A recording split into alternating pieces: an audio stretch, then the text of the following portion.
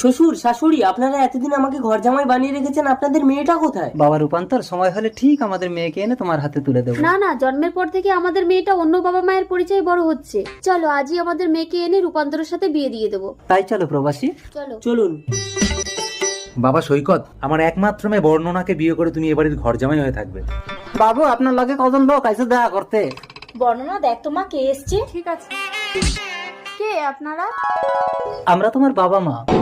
বাবা দেখো তো কারা এসছে।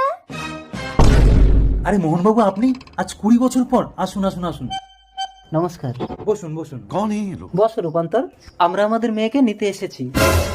কে আপনারা? আমরা আমি বলছি, সেদিন তুমি হসপিটালে মৃত সন্তানের জন্ম দিয়ে অচেতন হয়ে পড়েছিলে, আর ইনি সেদিন বর্ণনাকে জন্ম দিয়েছিলেন। ডাক্তার এসে বলল, জ্ঞান ফিরে তুমি যদি মৃত সন্তানকে দেখো তাহলে তোমাকে আর বাঁচানো যাবে না। তখন আমার কান্না শুনে এই দেবী নিজের সদ্যজাত সন্তানকে তোমার কোলে তুলে দিয়ে এতকাল বুকে পাশান চেপেছিল।